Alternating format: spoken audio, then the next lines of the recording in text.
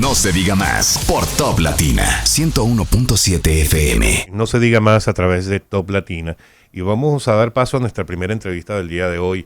Se trata del secretario de Asuntos Legales del Partido de la Liberación Dominicana, José Dantes. José, buen día, bienvenido a No se diga más. ¿Qué es esto de que tú estés por teléfono y no con nosotros aquí en cabina? ¿Qué está pasando? Buenos días, Alex, ¿qué tal? ¿Cómo estás? Bueno, lo que pasa es que lamentablemente no me invitaron a estar allá en la cabina, me dieron en la tardecita, y ya para hoy yo tenía lamentablemente otro compromiso en otro canal de ahora a las 8, o sea que si no, con mucho gusto, por Dios, hubiera estado ahí. Para mí siempre es un placer. Sabes que está en tu casa, está en tu casa. Y lo importante claro, gracias. Lo importante es que te vamos a aprovechar como quieras, José, vía telefónica o presencial. Siempre hay muchos temas que conversar contigo. Gracias, siempre presto. En esta ocasión quisiéramos escuchar la posición del Partido de la Liberación Dominicana, después de escuchar las palabras del presidente Luis Abinader en la Asamblea de las Naciones Unidas ayer en la tarde.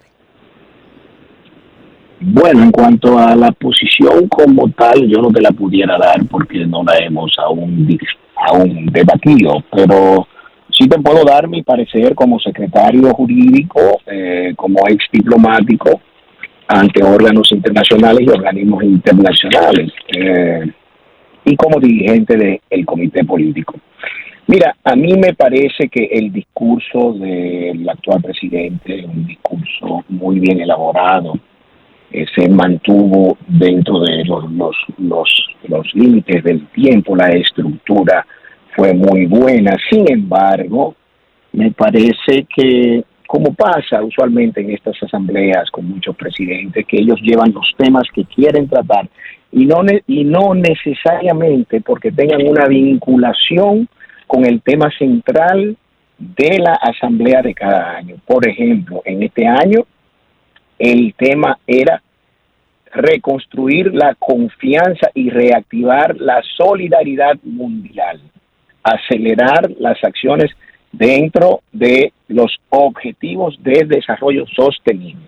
Y si bien es cierto que dentro de los ODS hay muchos temas, ¿no?, que se pueden tocar, no es menos cierto que nos causa mucha sorpresa que el tema medioambiental haya sido, vamos a decir, la introducción con la que nuestro presidente pues inicia su discurso. Los primeros 5 minutos habla sobre el tema medioambiental y acaba con el tema del sargazo y habla de la mesa multisectorial que se creó aquí para esos fines. Ahora bien, si se está hablando de ese tema, ¿por qué razón no mencionar el Pacto del Agua que firmó recientemente el gobierno dominicano? ¿Por qué dejarlo fuera? Bueno, porque básicamente es un pacto que no cuenta con el consenso de las mayorías de ese sector, donde además en ese pacto tampoco se habló de la situación del canal que se está construyendo del lado haitiano, y ni se hizo tampoco referencia a la construcción de la presa Don Miguel en la provincia de Dajabón, que no está en el presupuesto nacional. O sea, que ahí hay una especie de contradicción. Luego hay algo que me sorprende, y es que cuando habla de ese tema medioambiental y el sargazo, y no hace referencia al Pacto del Agua, toma 29 segundos para él tocar el tema de la lucha contra la corrupción. O sea, es como que tú estás en una clase de matemáticas, el tema es, el que te digo, la tabla de la multiplicación, y alguien que le toca exponer, entonces habla un poco de manera indirecta sobre la tabla de multiplicación, porque no lo habla de manera directa, vuelvo y digo, y en algún momento de su discurso habla de química general. Entonces como que no le vemos el sentido, pero bueno, eso desde mi punto de vista es un parche que no hace ningún tipo de conexión ni con lo que él estaba diciendo ni con lo que dijo luego. Porque ¿qué José, dijo luego? Perdón, Sí. me gustaría que paremos ahí porque el ODS 16 es paz, justicia e instituciones sólidas. ¿Tú no consideras que la lucha de la corrupción va alineado con ese ODS de justicia?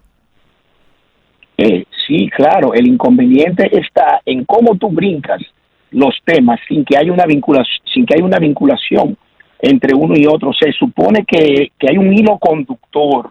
Cuando tú das un discurso, hay un hilo conductor, y si tú duras cinco minutos sobre ese tema, ¿por qué a ese solo le dedicas entonces 29 segundos? Obviamente porque a quien él le estaba diciendo eso no era a la Asamblea de la ONU, era para el público de este país, de República Dominicana, porque eso va en consonancia con su campaña de la honestidad. Pero bien, entonces... Es decir, que el discurso tuvo su componente reeleccionista desde un candidato a la reelección. Totalmente, pero no ahí solamente. Yo te voy a dar otros datos de dónde más. Porque si fuera parte de la estructura del discurso, pero tú te das cuenta que es como un parche metido de una manera forzosa. Pero entonces luego viene y brinca de ese tema y habla de la candidatura de nuestro país para el Consejo de los Derechos Humanos de la ONU para el periodo 2024-2026, diciendo que eso representa, o sea, que la candidatura nuestra representa el firme compromiso de la República Dominicana con la defensa de los derechos humanos. Y yo me pregunto, ¿la República Dominicana realmente está implementando una defensa de los derechos humanos? Preguntémonos eso. Bueno, cuando diariamente se viola la presunción de inocencia, el debido proceso, las garantías y los derechos fundamentales. Y si nos vamos al tema que nos ocupa hoy, el tema haitiano, las denuncias están ahí de cómo están haciendo las repatriaciones sin respetar esos derechos humanos. Entonces, a mí me parece que hay una contradicción entre lo que dice versus lo que hace, o sea, la coherencia. Pero por otro lado, cuando vemos, y esto es algo que ya se había discutido hace unas cuantas semanas, que la cantidad de presos preventivos son más del 70%. Eso es una violación grosera de los derechos humanos. Entonces, ¿dónde está el supuesto firme compromiso, ¿no?, de nuestro país con los derechos humanos para aspirar a un puesto en el Consejo de los Derechos Humanos? Pero bien, entonces luego vuelve al tema de medio ambiente, ¿sí? Disculpa que te interrumpa, pero yo entiendo eso que comentas, y que sí, que efectivamente la Asamblea General de la ONU de este año debía estar enfocada al tema de los objetivos del desarrollo sostenible. Pero la verdad también es que, y eso yo creo que debemos más bien darle una calificación positiva, el hecho de que el presidente haya aprovechado una vez más este espacio para hacer el llamado que hizo con respecto a la situación de Haití. O sea, ¿por qué desperdiciar? Lo que ocurre es que yo no he llegado ahí, Alex. Yo no he llegado ahí. Yo estoy tratando de analizar todos los 15 minutos con 18 segundos de forma cronológica para que tenga algo de sentido y para que se vea los brincos entre temas. Claro, que es lo que no me hace ningún tipo de... Claro, lo que pasa es que más allá de la forma, ¿por qué no analizamos bien el contenido? Porque es que también te digo porque al principio nos decías que no habías tenido tiempo de analizarlo. Entonces, no partido no se ha analizado. Cuando dije que no. El partido no lo ha analizado. Yo lo he analizado. Okay. Por eso estoy aquí ahora. Por eso estoy aquí con ustedes, porque yo lo analicé. Yo lo vi 2 veces. Entonces, luego de que él habla de la candidatura nuestra a el Consejo de los Derechos Humanos, entonces luego vuelve y retoma el tema medioambiental. Y ahí es donde habla de que si usted busca por Google Earth, usted se va a dar cuenta de la diferencia que hay entre los dos ecosistemas de los países. Y entonces narra la situación de inestabilidad política que hay en Haití y la inseguridad. e inmediatamente recita el texto de la carta del canciller nuestro del 7 de julio del 2021 a el canciller haitiano, y entonces ahí habla de la situación de la construcción del canal y habla de temas que para los que están ahí en la ONU no tienen ningún sentido, porque entra en especificidades que solamente la conocen, es más, ni siquiera gente de aquí la conoce. Dice que eso afectaría el CODEVI, ¿qué es el CODEVI? El CODEVI, como todos sabemos, es una empresa que está en el lado haitiano, donde hay más de 16,000 empleados de ese país, y creo que hay como 7,000 aquí. Y entra en especificidades que son muy locales, que no se entienden en ese ambiente internacional. Pero bien, tal y como tú dices, hace la mención de la situación de Haití, respalda lo que Joe Biden había dicho horas antes, de que se requiere realmente apoyar una fuerza multinacional para garantizar hasta cierto punto la seguridad en ese país. Pero por eso es que aquí hay que ser muy cuidadoso con las relaciones internacionales, porque es que luego te pasan factura. Es que la geopolítica tiene un sentido de cómo usted manejarse en sus vínculos con el Estado. ¿Por qué digo esto? Porque si bien es cierto que Biden ayer respalda por completo ese espaldarazo que él da a esa misión, y nuestro presidente también hace ese mismo requerimiento al Consejo de Seguridad de la ONU, recordemos que los 5 miembros de ese consejo tienen poder de veto, incluyendo China. ¿Y cómo han sido los vínculos de nuestro país con China? Bueno, veamos en estos 3 años cómo el propio presidente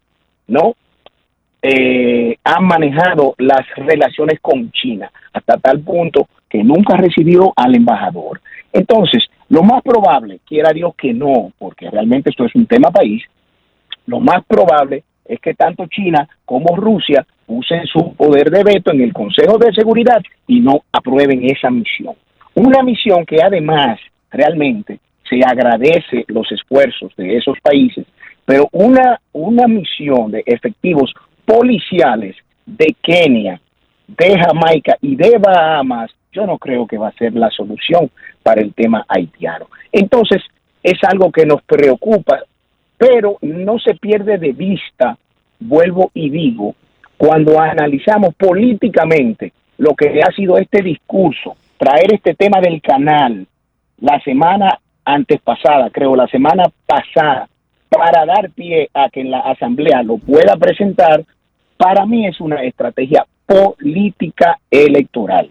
Y bueno, ayer, finalmente, para concluir, la conferencia del episcopado le pide al gobierno que hay que entender que este diferendo por el río no debe convertirse en un conflicto entre dos pueblos hermanos.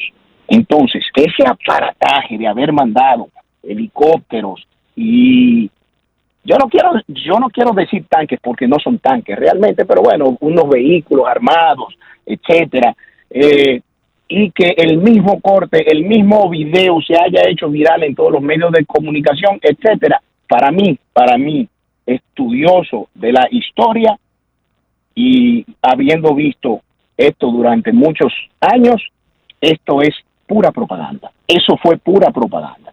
Entonces, ya veremos los resultados. Esperemos que en el Consejo de Seguridad realmente se pueda autorizar esta misión.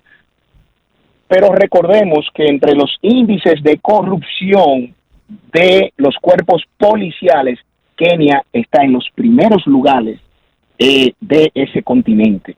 Entonces, lamentablemente, ¿en manos de quién estamos supuestamente poniendo el liderazgo de encabezar una fuerza multinacional para controlar bandas criminales en Haití? Hablando de eso, ya que traje ese tema de la corrupción, hablando de Kenia, Dantes, aunque ya se nos fue el tiempo, pero vamos a ver si por lo menos en 2 minutos me respondes a esto.